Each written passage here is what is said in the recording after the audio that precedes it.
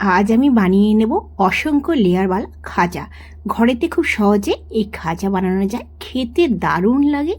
তো চলুন শুরু করা যাক। আমি প্রথমে 1 কাপ ময়দা দিয়ে দিয়েছি, তাতে আমি 2 চামচ ঘি দিয়ে দিয়েছি। আপনারা ঘিয়ের জায়গায় রিফাইন অয়েলও দিতে পারেন।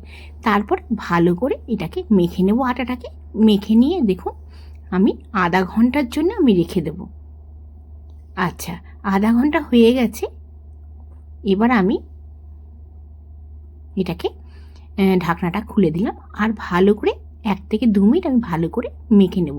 এই খাজাটা খেতে অসম্ভব লোভনীয়। রথযাত্রা আসছে, আপনার রথের দিন এটা বানিয়ে নিতে পারেন, কিংবা যে কোনো সময় আপনারা এই খাজাটা বানিয়ে নিতে পারেন। আচ্ছা, প্রথমে আমি এগুলোকে দেখুন, আমি প্লেটের মধ্যে কর্নফ্লোর নিয়ে নিয়েছি। আচ্ছা, কর্নফ্লোর দিয়ে আমি এটাকে বেলে নেব। আপনারা কর্নফ্লোরের জায়গায় ময়দা দিয়েও বেলতে পারেন, কিন্তু কর্নফ্লোর দিয়ে বেললে অনেকটা বেশি মুচমুচে হবে। আর দেখুন আমি দেখাচ্ছি আপনাকে কতখানি পাতলা হয়েছে। এটা যত পাতলা হবে তত ক্রিস্পি মুচমুচে একদম খাজাগুলো তৈরি হবে। এই রসে ভরা খাজা খেতে অসম্ভব লোভনীয়।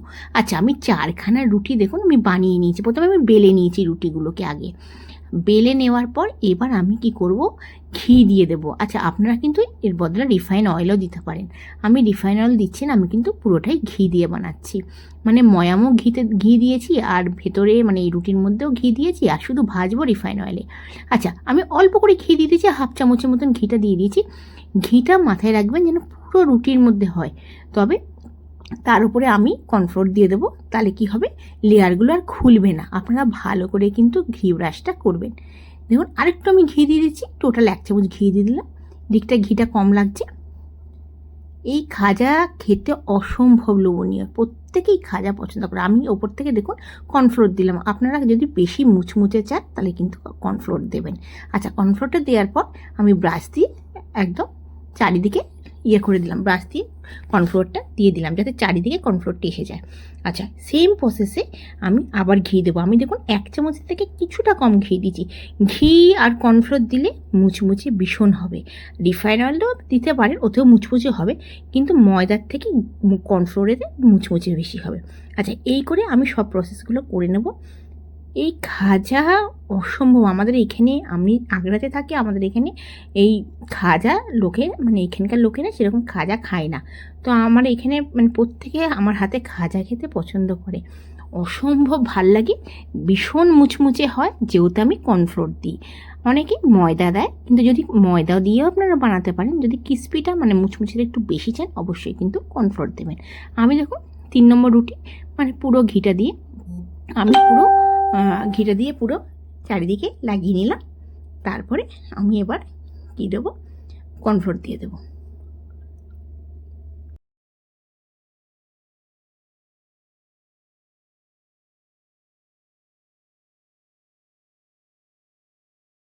আমি পুরো 4খানা রুটি আপনাদের দেখালাম। পুরো রুটিগুলোতে আমি কর্নফ্লোর আর ঘি মাখিয়ে দিলাম।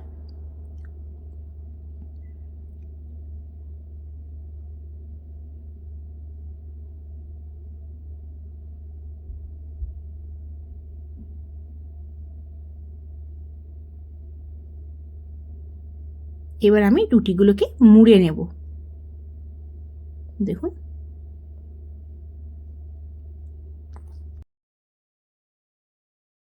এবার আমি রুটিগুলোকে মুড়ে নিলাম দেখুন। এবং মোড়ার পরে সাইডটা একটু দেখবেন, যদি সাইডটা মনে হয় খুলে যাচ্ছে তাহলে কিন্তু আপনারা একটু ঘি আর কর্নফ্লোর দিয়ে দেবেন, তাহলে চিপে যাবে। অবশ্যই যেন লেয়ারগুলো মানে এটাগুলো চেপা থাকে, নালে কিন্তু যখনই আপনারা ভাজবেন তখন কিন্তু খুলে যাবে। আচ্ছা, আমি একটু বড় বড় খাজাগুলো বানাবো। আপনারা চাইলে একটু ছোটো ছোটো করতে পারেন, আমি একটু বড় বড় খাজা বানাবো। দেখবেন পুরীতে বড় বড় খাজা পাওয়া যায়। এই খাজাগুলো বানিয়ে কিন্তু আপনারা অনেক দিন পর্যন্ত রেখে দিতে পারেন, কোনো খারাপ হয় না। কিন্তু আমাদের ঘরে খাজা 1 দিনের বেশি একদমই থাকে না, কারণ আমি খাজা যখন বানাই অনেকটা করে খাজা বানাই, আমাদের আশেপাশে সবাইকে দিতে হয়। প্রত্যেকে খাজা পছন্দ করে, আমার হাতে খাজা। আর আমাদের পাশে একটা আন্টি আছে, উনি ইউপিরই। আর উনি কিন্তু ভীষণ ভালোবাসে। উনি বলে যে আমাকে তোকে কিচ্ছু দিতে হবে না, তুই শুধু আমাকে খাজা বানিয়ে দিস। তো ওই আন্টিটাকে আমি যখনই খাজা বানাই, বেশি না হলে 4 পিস অন্তত দিয়ে আসি। ভীষণ খুশি হয়, মানে তোর হাতে খাজা আমি খাবো। আমার হাতে খাজা এখানে খুবই সবাই পছন্দ করে। আপনারা দেখবেন আমি যেইভাবে বানাচ্ছি এইভাবে বানিয়ে দেখবেন, ভীষণ ভালো হবে, ক্রিস্পি, একদম মুচমুচে ভরা। আচ্ছা, এদিকে আমি চিনি রসটা বানিয়ে নিচ্ছি। আমি দিয়ে দেবো 2 কাপ চিনি, তাতে দেবো 2 কাপ জল, কারণ আমি খাজাটা অনেকটা বেশি বানাবো। আমি 1 কাপ চিনি দিয়েও আপনারা কিন্তু বানাতে পারেন। 1 কাপ চিনি দিলে 1 কাপ জল দেবেন। আমি 2 কাপ চিনিতে 2 কাপ জল দিলাম। আচ্ছা, এদিকে আমি রসটা হবে। আচ্ছা, এদিকে আমি কড়াই বসিয়ে দিয়েছি, রিফাইন অয়েল দিয়ে দিয়েছি, আর তেলটা গরম, হালকা গরম হবে, বেশি কিন্তু একদমই গরম করবেন না, কারণ খাজাগুলো যে লেয়ারগুলো সেগুলো পাতলা পাতলা আছে, অনেক সময় কী হবে রঙটা খুব তাড়াতাড়ি এসে যাবে, আর ক্রিস্পিটা একদমই হবে না। ওই জন্য একদম গ্যাসের ফ্লেম লো করে 4 থেকে 5 মিনিট সময় নিয়ে খাজাগুলোকে একদম ভাজবেন। এটা হচ্ছে খাজা, যে কোনো কিছু নিমকি ভাজা হবে লো ফ্লেমে, একদমই হাই ফ্লেম করা যাবে না।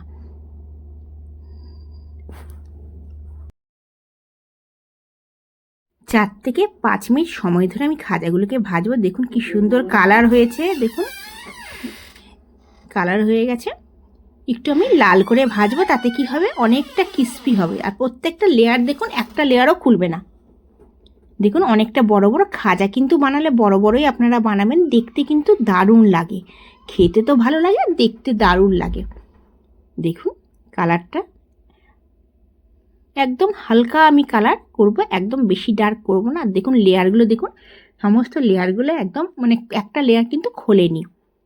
যখন আপনারা ঘিটা কিন্তু একটু বেশি করে দেবেন, আর কর্নফ্লোর দেখুন কত অসংখ্য লেয়ার হয়েছে। আপনারা এই প্রসেসে খাজাটা বানাবেন, খেতে কিন্তু দারুণ লাগে। আচ্ছা, আমি এবার খাজাগুলোকে তুলে নিলাম। মোটামুটি সময় লাগলো সব খাজাগুলো ভাজতে 7 থেকে 8 মিনিট। আর দেখুন আপনাদের দেখাচ্ছি, প্রচণ্ড গরম, দেখুন কতগুলো লেয়ার হয়েছে। আপনাদের যদি আমার ভিডিওটা ভালো লেগে থাকে অবশ্যই লাইক করবেন, নিজেরা ঘরে বানিয়ে খাবেন খাজাগুলো। লেয়ারগুলো দেখুন কি অদ্ভুত, কি দারুণ লাগছে। আর যদি আমার চ্যানেলকে এখনও পর্যন্ত সাবস্ক্রাইব না করে থাকেন অবশ্যই সাবস্ক্রাইব করার অনুরোধ রইল। দেখুন বাকিগুলো আমি ভেজে নেব। গ্যাসের ফ্লেমটা লো করেই আমরা ভাজবো, একদমই হাই করব না। এতে কী হবে, খুব তাড়াতাড়ি কালারগুলো এসে যাবে, আর খুব তাড়াতাড়ি যদি কালারগুলো এসে যায় তাহলে কিন্তু ভেতরে কাঁচা ভাব থেকে যাবে, মুচমুচে জিনিসটা হবে না, নরম ভাব হয়ে যাবে।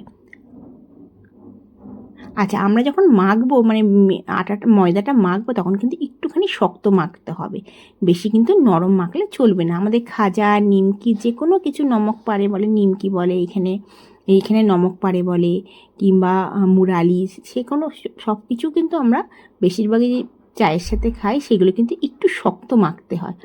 বেশি নরম মাখলে আমাদের আধা ঘন্টা মতো আমাদের রাখতে হয়, রাখার পর কিন্তু এগুলো আরও নরম হয়ে যায়, মুচমুচে ভাবটা একদমই আসে না। মাটরি এইগুলো কিন্তু হালকা শক্ত মাখতে হয়, মানে যেরকম আমরা রুটি ময়দা মাখি তার থেকে কিছুটা শক্ত।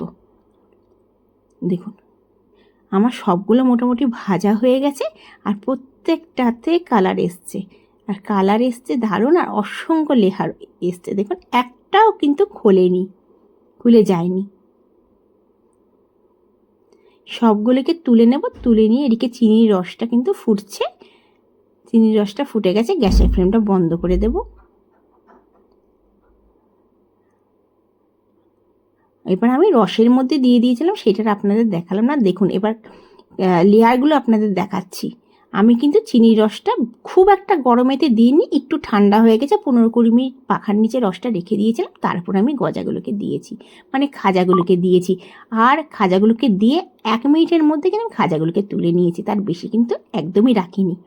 আপনাদের ভিডিওটা কেমন লাগলো জানাবেন, যদি ভালো লেগে থাকে অবশ্যই ঘরে বানিয়ে নিজেরা খাবেন। আবার আসবো নতুন দিনে নতুন ভিডিও নিয়ে। ধন্যবাদ।